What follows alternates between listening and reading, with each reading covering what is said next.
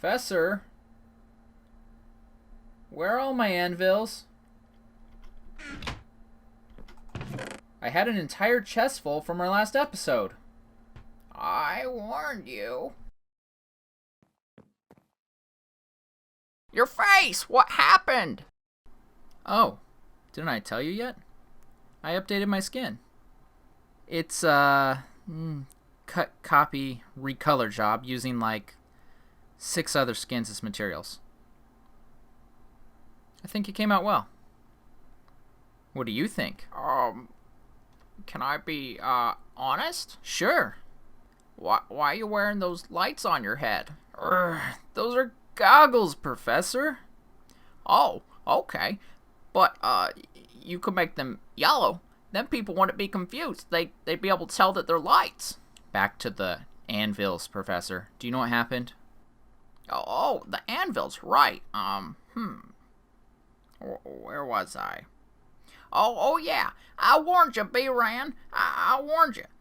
Last episode, while you were off recording in the test world, some very nice, GTI representatives. GTI? GregTech, bRanN. GregTech. As I was saying, the GTI rep showed up to install a GTI facility on our world. Did you even know that was part of our contract? Well, it is. Page 53, at the bottom, in invisible ink, printed microscopically, in an alien language made up by GTI linguists. A direct translation is impossible, but basically, it says they can and will install GTI facilities on every world you own, as well as require you to follow the GTI rules and codes of conduct. Wait, how do you know all that? Well, me and Greg have a history. A long history. More than that, I cannot say. Oh, Professor, this is bad. I just wish you would have warned me ahead of time. Hey, have they reached the test world yet? Nope, not yet. Okay, let's just get the show recorded then. We can talk about how to fix this afterwards. Welcome to Minecraft Mechanics, episode 4. On today's episode, we'll be talking about mob spawning. We'll cover the basics of how it works, as well as different ways to try to make it work for you. Or more importantly, how to try to make it work the way you want. We'll just take a quick break, and I'll meet you over in the test world. Minecraft Mechanics is brought to you by GregTech Intergalactical, taking industry to a whole new level of complexity. That's a bunch of crock. Is my mic still on? Before we go and try to break something, wink, first I'd like to go over the basics of how mob spawning normally works. So to start, Minecraft has 4 types of mobs. Mob is short for mobile, not mobster, like I previously thought it might, by the way. The 4 types are hostile, passive, ambient, and water. At set intervals, depending on mob type, Minecraft searches for valid spawn locations to place these wonderful creatures into your map. Yay! The previously mentioned interval is set to 20 ticks, that's 1 second, for the nicer creatures. Cows, pigs, sheep, ducks, bats, that sort of thing. Okay, fine, and squid. The interval for hostiles is every single game tick, and each valid chunk at the same time. So then, why isn't every world filled with horrible? Quiet, old me, I was getting to that. Another part of the mob spawning system is caps, as in an upper limit of allowed mobs, again, based on mob type, in a specific range of the player. Let's go over that specific range I just mentioned. The mob spawning range is broken down into many separate, smaller ranges. The first range is the safe zone, no mobs can spawn within 24 blocks from a player or a player spawn point. This range is spherical. The final range is a 17 by 17 chunk square centered on the player. This is also used to calculate the mob spawning cap. And yes, if you have more players and they're spread out, that will raise the cap. But there are a few ranges in between. The despawn range. Any mob more than 128 blocks from any player will disappear, possibly even faster than they appeared. This sounds like a good idea, but it has some drawbacks. We'll touch on those later. And there's a final area. Any mobs more than 32 blocks from any player, but still within that 128 despawn range, are inactive. They don't move at all, and they have a small chance of despawning. Whew! Man, I'm tired. Check out the wiki for some of the nitty-gritty details if you're interested. But as for me, I'm ready to move on. Of all the different mechanics in Minecraft, mob spawning is my least favorite.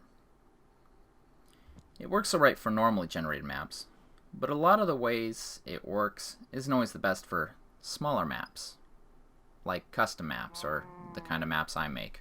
Because normally generated Minecraft worlds have many different levels, mountains, surface, caves, the mobs are usually pretty spread out. Diamonds! Now if you're making a custom map, and you make it from scratch, you may not have a lot of valid spawn locations. At first this is fine, but over time, especially if you don't leave the area, especially if you can't, because the map's small, these creatures never despawn. And the map continually tries to spawn in creatures over all those areas, but since nothing can spawn in the other areas, they eventually end up here. And when they end up here, they don't go anywhere else.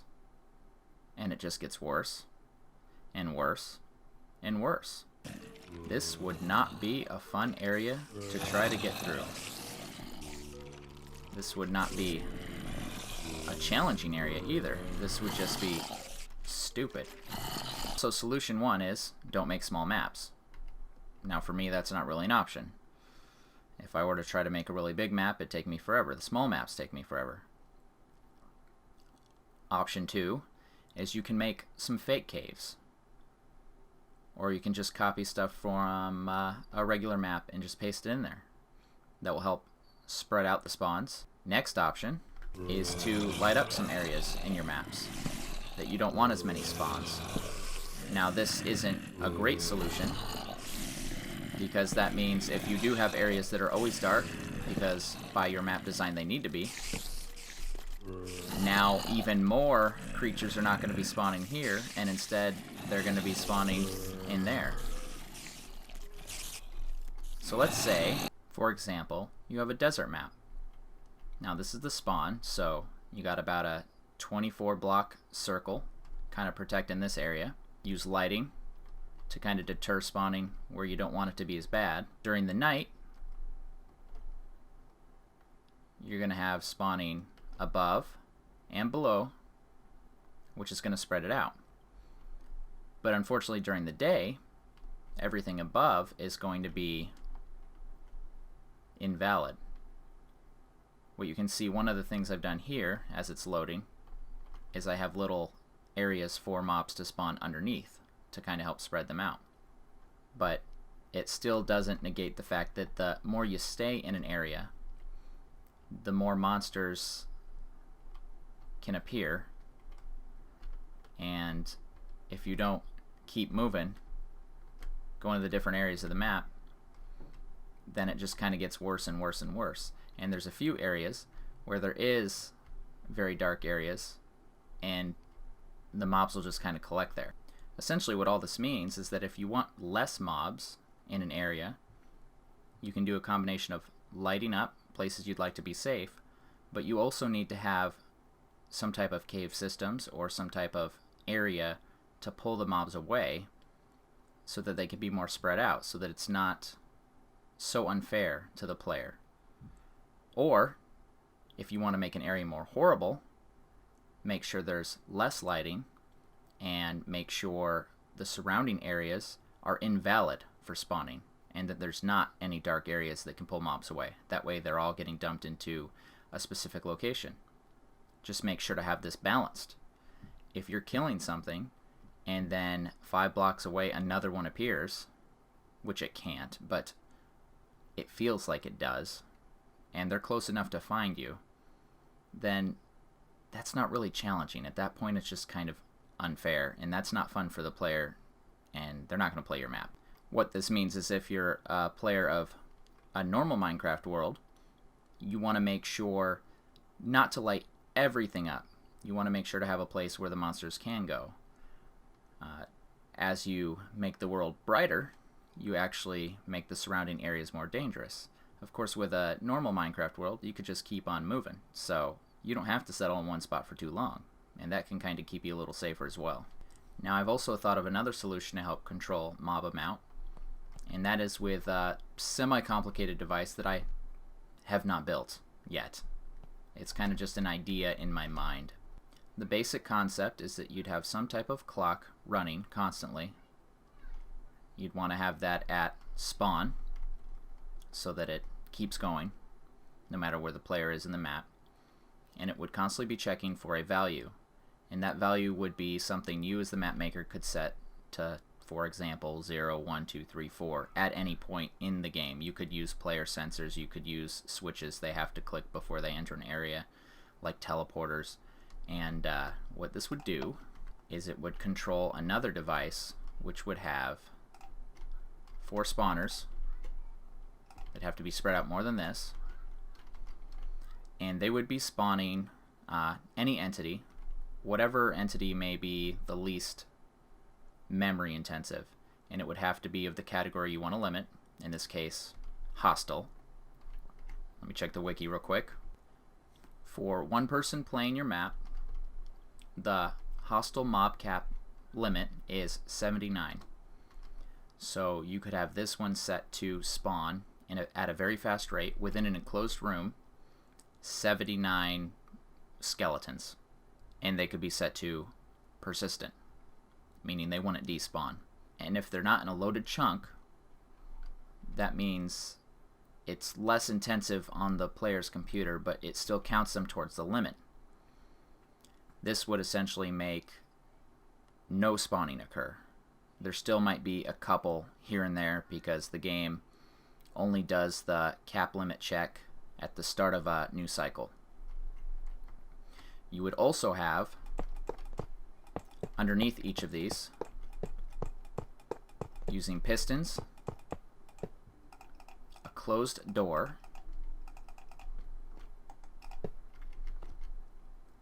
that would open up and drop the mobs in, killing them all. It would stay open, making light level light enough for this spawner not to work. And then this one would switch on, and maybe this one does 50% of the limit. So this would be half and half, a 50% rate. And for each map it's going to be different. Like my desert map has a lot of surface, and if it's day, the value might need to be a little different. You could probably even get real crazy fancy and use a daylight sensor to change the mob cap based on if it's day or not. That would help balance it out a lot more fine-tuned. And then you could have all these set to different rates, whatever you want. You could have one set to 0, or I guess just set a way to open all of them. And so based on the value that's constantly checking, it would activate one of these. And this might all have to be underneath spawn for it to work properly. But the idea is you'd be using spawners to spam entities into the world in order to control the amount of mobs that are allowed. You may even need to set up some type of reset to set it to peaceful and then back to normal to kind of flush the stuff that's already spawned. This could be a complicated system to build, which is why I kind of haven't sat down and done it yet, but once you got it all set up, all you got to do is copy and paste it into every map, This is definitely something I would love to have in all of my maps, just to have as much control over spawning as possible. And of course your final option is biomes. Biomes control what mobs are allowed to spawn in what areas. And there's not as many biomes as I'd like, meaning there's not specifically a biome that only allows skeletons. And I'd really, really love them to add something like that. All the different biomes for all the different mob combinations. So then we could kind of say this is a undead area, this is a nothing spawns here area.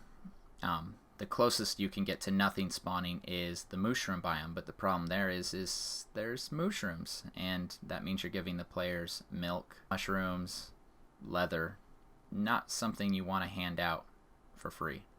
Well, and there's one more way. You could just make it so the only mobs that spawn in your map are from spawners, but some of the mechanics on those aren't exactly as controllable as you'd like. And I think that's actually a good topic for next episode.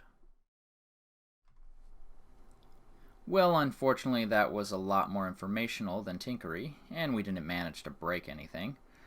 But I hope you all had fun just the same. Personally, I'd love to see the mobs as spawning mechanics completely overhauled to work well on any map layout. If anyone does build that device I mentioned, be sure to let me know so I can link to it in the video description. And as always, please like, comment, and subscribe. And I'll see you next video. Have a great day. I've got a plan, bRanN, but I don't think you'll like it. I may not like it, Professor, but if it solves our problem, I'm willing to give it a shot. What exactly do you have in mind? A dimensional gateway. But Professor, those have been outlawed. Desperate times, bRanN. Desperate times. Desperate measures, Professor. I understand.